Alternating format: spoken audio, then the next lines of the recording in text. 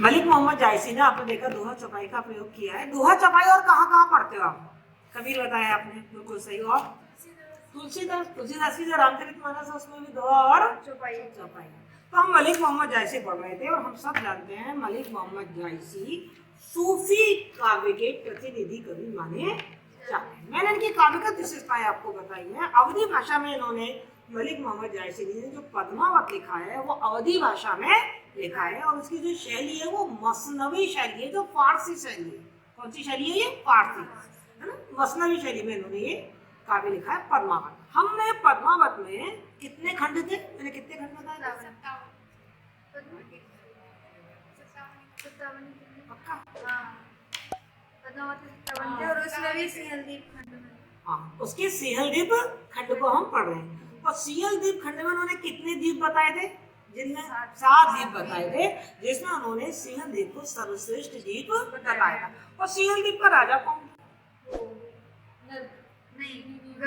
गंधर्व Sen. Very good. कौन था?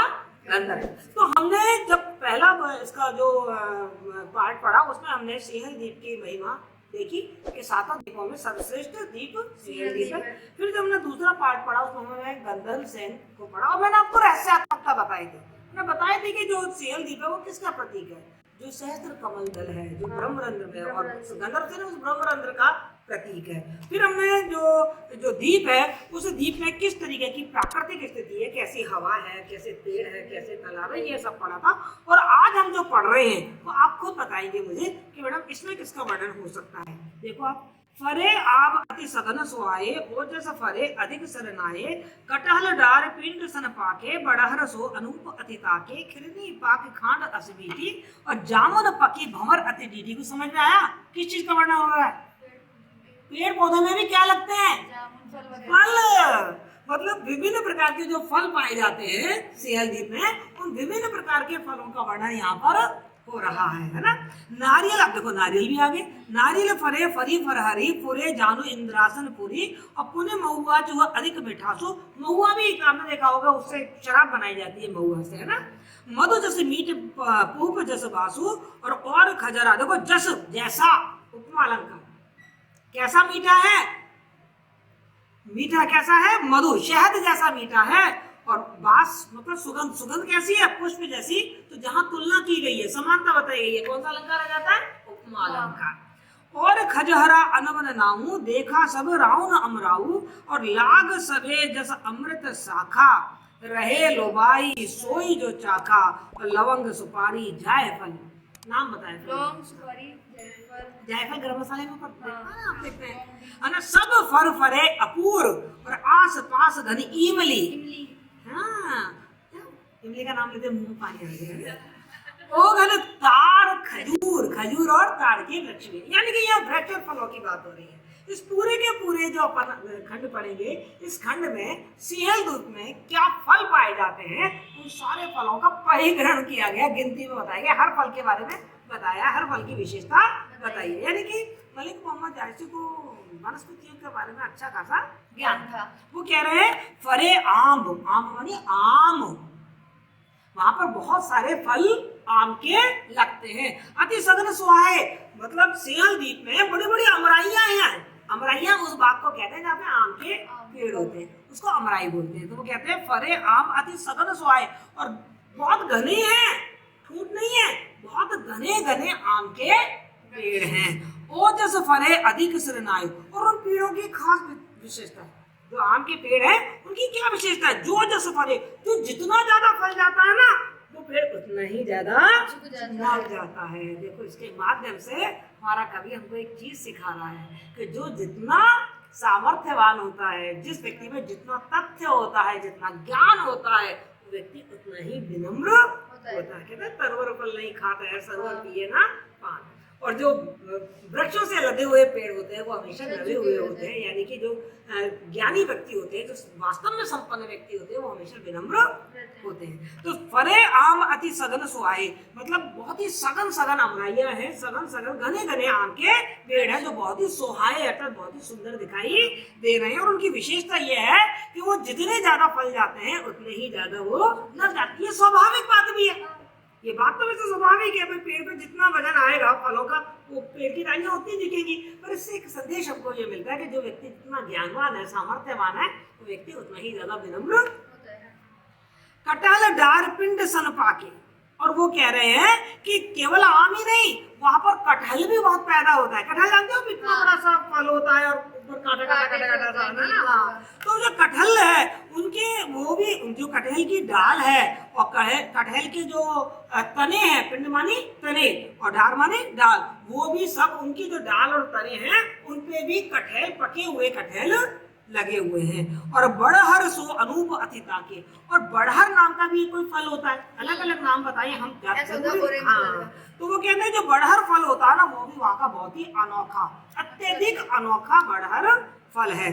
और खिरनी पकी खांड रस मीठी, और खिरनी भी एक फल का नाम है। वो कहती है वहाँ की खिरनी खांड से भी ज्यादा मीठी होती है, चीनी से भी ज्यादा मीठी होती है। खिरनी पाक मतलब पकी हुई जो खिरनियां हैं, पाक माने पकी हुई जो खिरनियां है वो खांड रस मीठी, खांड जैसी मीठी होती है, उपमा अलंकार है ना।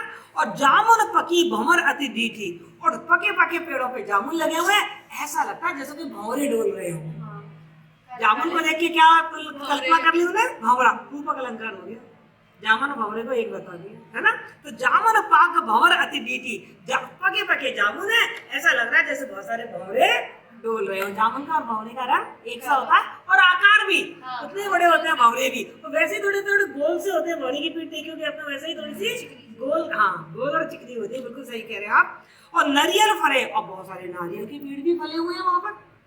फरी फरहरी, और साथ में फरहरी भी एक फल का नाम है जो काफी रसपूर्ण होती है, उसको कहीं कहीं रसवरी भी बोलते हैं। तो वो रसवरी फल भी वहां पर बहुत पाया जाता है। और फुरे जानो इंद्रासन पुरी, और इतने उनकी जो बाग बगीचे हैं वो इतने फल वाले हैं, इतने ज्यादा फलदायी हैं, जैसे कोई इंद्रासन, जैसे कोई इंद्र की अमराई हो, इंद्र का बाग बगीचा हो, वैसा सिंगल द्वीप के बाग बगीचे, मतलब इंद्र के बाग में ही इतने तरीके के फल पाए जाते हैं। और इतनी सुंदर अमराइयां इंद्र के राज में ही मिलती है, इंद्रपुरी अपनी स्वर्ग में ही मिलती है, और वैसे ही अमराइयां सिहल द्वीप में है।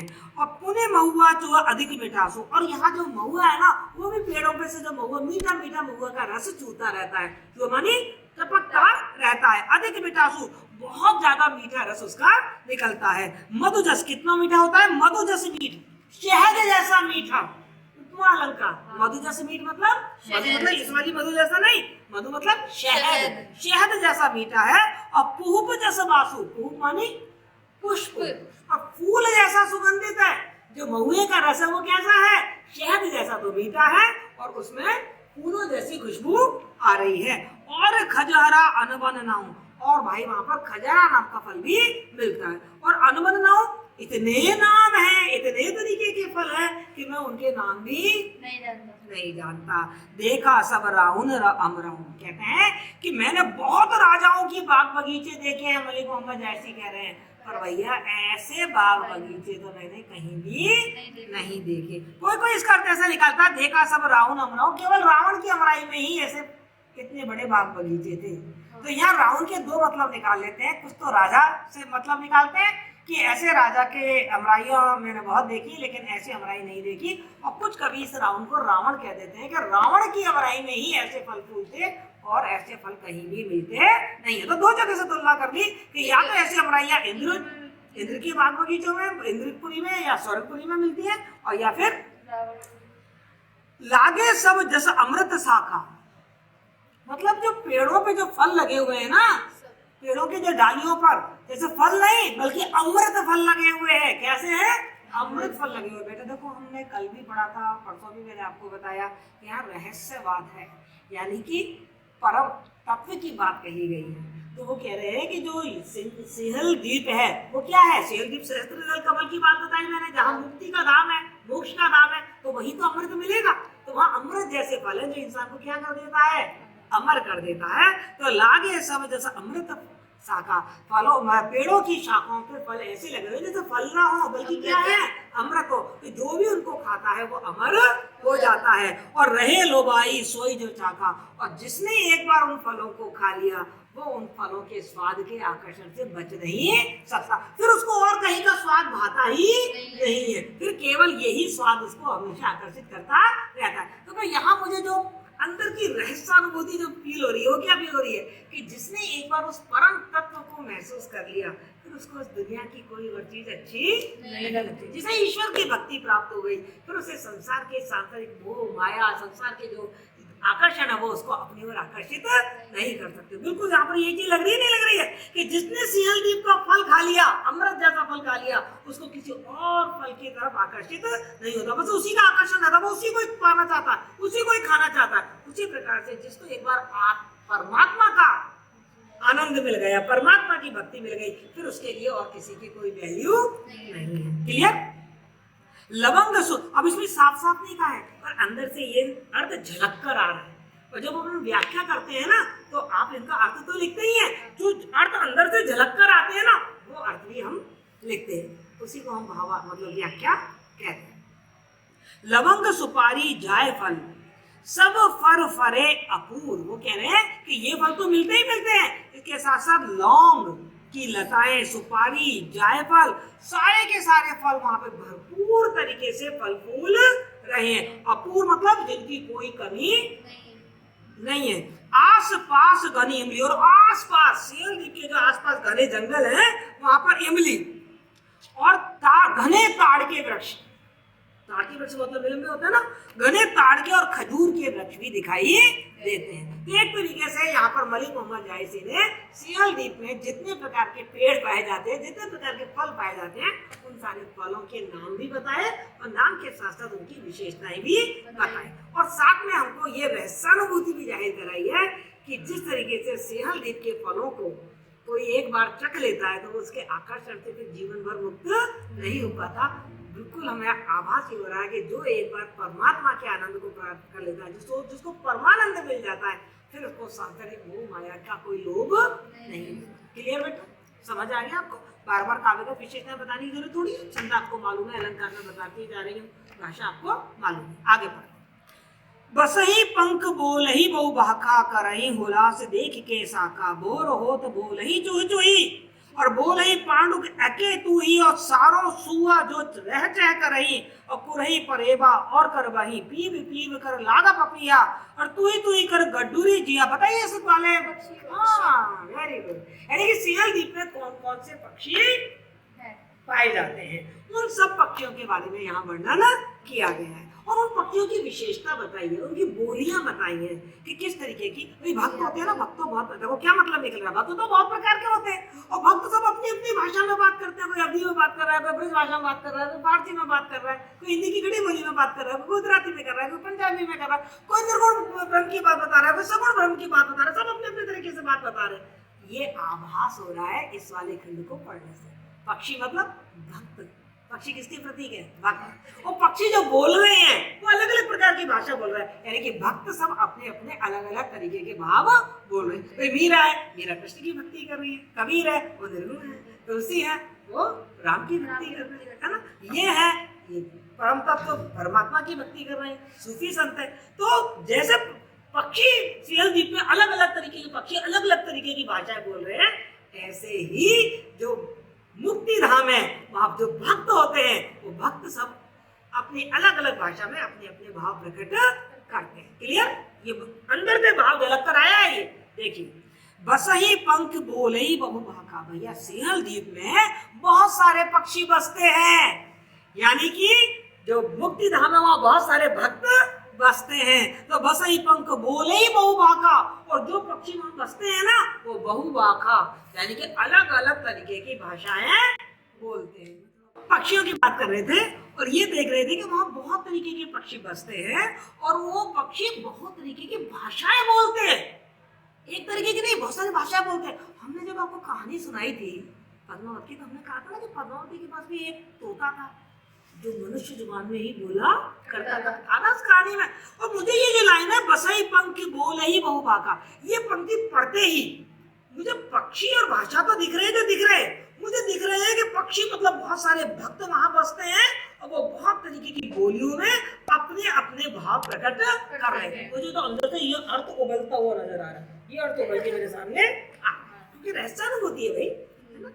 करही हुलास देख के साका, और फिर वो सारे के सारे जो पक्षी हैं, वो जो भी हमने पढ़े ना, इतने सारे पेड़ पौधे हैं और उन पेड़ पौधों पे इतने सारे फल लगे हुए हैं, उन पेड़ पौधों को देखकर और उन पर फल देखकर, और पक्षी कहाँ रहते हैं? डालियों पर। कहाँ रहते हैं? डालियों पर। तो जो पक्षी वो पेड़ों की ऐसी हरियाली देखकर, उन लदी हुई डालियों को देखकर, फलों से लदी हुई डालियों को देखकर बहुत खुश है।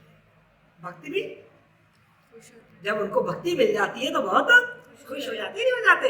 तो करे हुलास, हुलास मतलब बहुत खुश है, बहुत खुशी उल्लास मना रहे हैं, खुशी मना रहे हैं। देख के शाखा, उन शाखाओं को देख देख कर। भोर हो तो बोल ही चूही चूही, अब वर्णन कर रहे हैं सारे पक्षियों का कि सुबह होते ही चूही चूहे चूही नाम की एक चिड़िया होती है, वो चिड़िया बोलने लगती है। तो पक्षी तो बहुत होते हैं और हर पक्षी का अपना अपना नाम होता है ना। बहुत सारे पक्षियों के नाम तो हम भी जानते हैं और बहुत सारे पक्षियों के नाम हम नहीं जानते। तो उन्होंने एक पक्षी का नाम, चिड़िया का नाम बताया है जिसका नाम है चूह चूही। इसका काम क्या है? सुबह उठते ही वो जैसे भोर होती है वैसे ही चूह चूही चहचहाने लगती है। अब उसका नाम चूह चूही क्यों पड़ा होगा? क्योंकि वो सुबह होते ही चहचहाने लग जाती है। अब देखो ये जब मैं पंक्ति पढ़ रही हूँ ना, तो मुझे सुमित्रा नंदन पंत की एक कविता याद आ जाती है। इसका नाम है प्रथम रश्मि। प्रथम रश्मि का आना रंगनी तूने कैसे पहचाना। वो मतलब उस चिड़िया से कह रहे हैं, क्योंकि पक्षियों का काम है कि जैसे सुबह होती है पक्षी चहचहाने लगते हैं, अपन सो रहे हो तो पक्षियों की कलरव करने लग जाते हैं। तो पंत को बड़ी जिज्ञासा हुई, उन्होंने चिड़िया से पूछा कि चिड़िया तुझे कैसे मालूम पड़ा कि सूर्योदय हो गया और सूर्य की पहली किरण आ गई? सबसे पहले तू ही बोलती है।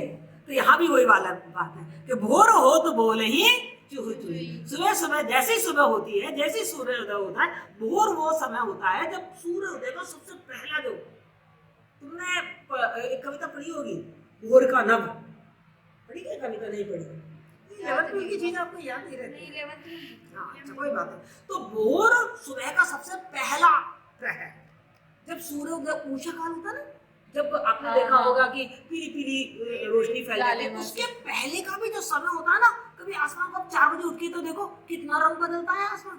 कभी काला सा लगेगा, कभी सुरमई सा लगेगा, कभी हल्का सा सफेद लगेगा, कभी ग्रे लगेगा। उस काल को कहते हैं भोर।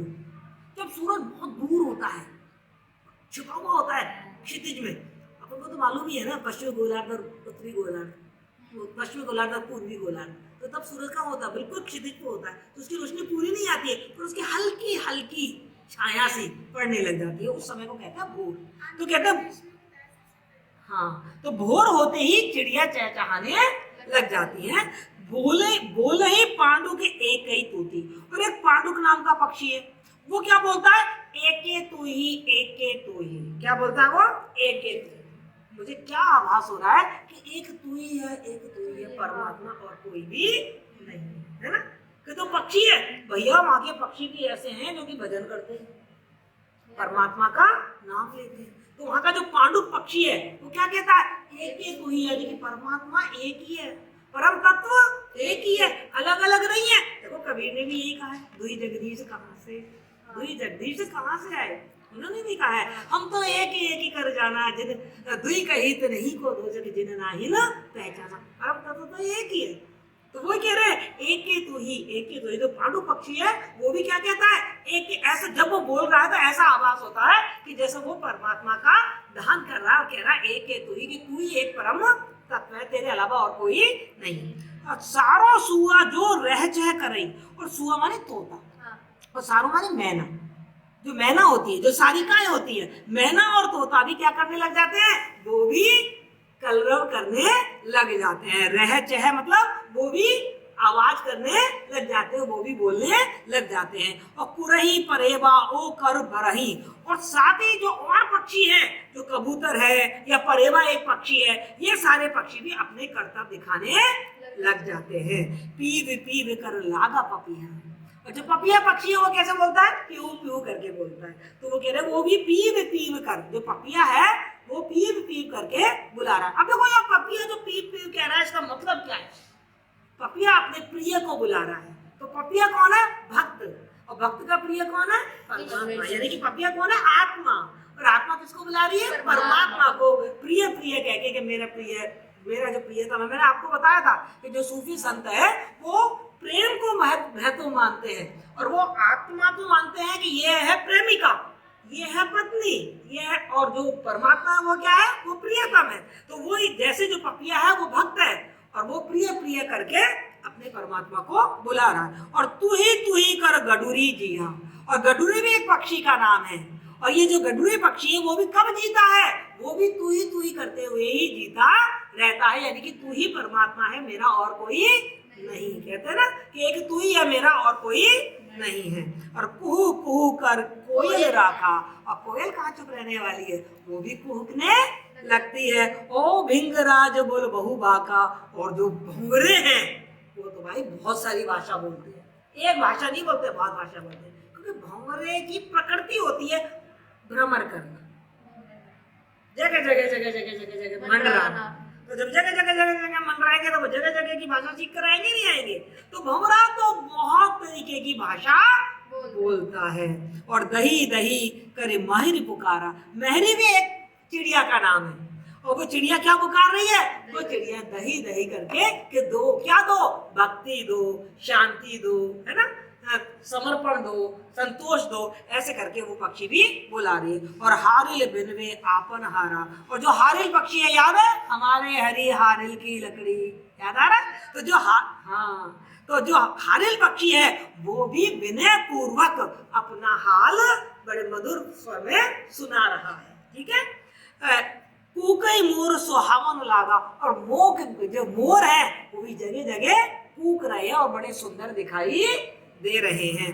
होर कुराहर बोल ही कागा, ये सारे पक्षी तो बड़े मधुर आवाज में बोल ही रहे हैं। और कौवा कौन सा चुप रहने वाला है? कौवा भी बोल रहा है। वो अलग बात है कि उसकी आवाज इतनी मीठी नहीं है, पर जब लेकिन कौवा भी वहां बोल रहा है। और कौवा जब बोल रहा है तो ऐसा लग रहा है जैसे कोलाहल चारों तरफ, कोई शोर शोर शोर शोर हो गया। कहने का मतलब यह है कि कुछ भक्त नकली भी हैं, तो शोर ज्यादा मचा रहे हैं, जिनके अंदर ज्ञान तो कम है और दिखावा ज्यादा कर रहे हैं। तो यहाँ पे जो कौवा है वो कौन से भक्त का प्रतीक हो गया? ऐसा भक्त जो दिखावा ज्यादा करे और जिसे ज्यादा लोग पसंद भी ना करे। तो भक्त सब तरीके के हैं वहां पर। भंवरे जैसे भक्त भी है जो सब तरफ घूम घूम के आते हैं, और कौवे जैसे भक्त भी है जो दिखावा ज्यादा करते हैं, कोलाहल ज्यादा करते हैं, शोर ज्यादा करते हैं। कहने का मतलब ये है कि सिंहल द्वीप पूरी जो मुक्ति धाम है वो पूरे भक्तों से भरा हुआ है, जिसका उन्होंने वर्णन किया है पक्षियों के रूप में।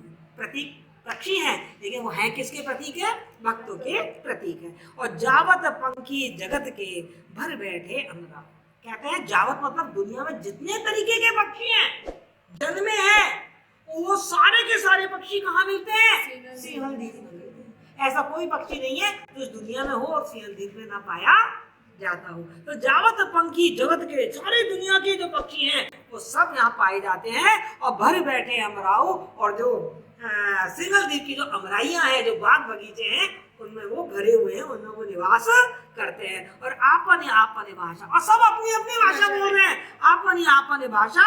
और यही दही कर नाउ, सब एक दूसरे को लेना देना करके सब एक दूसरे का सम्मान करते हैं और अपनी अपनी भाषा बोलते हैं। यहाँ पर मलिक मोहम्मद जायसी ने समन्वय बात बता दी है कि कोई लड़ नहीं रहा जैसे अभी हम लड़ते हैं कि हमारी हिंदी भाषा है, तुम्हारी अंग्रेजी है, इनकी तमिल है, इनकी मलयालम है, नहीं। वगैरह आपनी भाषा, सब अपनी अपनी भाषा बोल रहे हैं, लही दही करना हो। और सब एक दूसरे को क्या करते हैं? एक दूसरे का नाम लेके एक दूसरे का सम्मान ले रहे हैं और परमात्मा का नाम ले रहे हैं। अपनी अपनी भाषा में क्या कर रहे हैं? लही दही कर नाउ, उस परमात्मा का नाम लेकर और उसको विनम्र प्रणाम कर रहे हैं। यानी कि भाषा के नाम पर वहां कोई लड़ाई झगड़ा नहीं है, सब व्यक्ति स्वतंत्रता पूर्वक अपनी अपनी भाषा बोल रहे हैं। कहने का मतलब ये हर भक्त अपने भाव को अपने तरीके से प्रकट कर रहा है, कोई किसी का विरोध नहीं कर रहा है। सिंहल द्वीप एक ऐसा द्वीप है जहाँ पर कोई विषमता है ही नहीं, जहाँ पर कोई भेदभाव है ही नहीं, जहाँ पर कोई लड़ाई झगड़ा है ही नहीं, जहाँ कोई वैषम्यता असाम्यता है ही नहीं। सब में क्या है? तागम्यता है। सब में क्या है? समन्वय है। सब आपस में मिलजुल कर रहते हैं। मिलजुल कर किसका नाम ले रहे हैं? परमात्मा। तो वो जो सबसे लास्ट है ना, लेही दही करना हो, ये जो पंक्ति है जो तो बिल्कुल साफ साफ कह देती है कि सारे पक्षी किसका नाम ले रहे हैं? परमात्मा का नाम ले रहे हैं। और मैंने आपको ऊपर ही बता दिया, मुझे तो हर लाइन में दिख रहा है कि यहाँ भक्तों की बात हो रही है। ठीक है, तो आपका मलिक मोहम्मद जैसे इसी के साथ ओम नमः स्वाहा।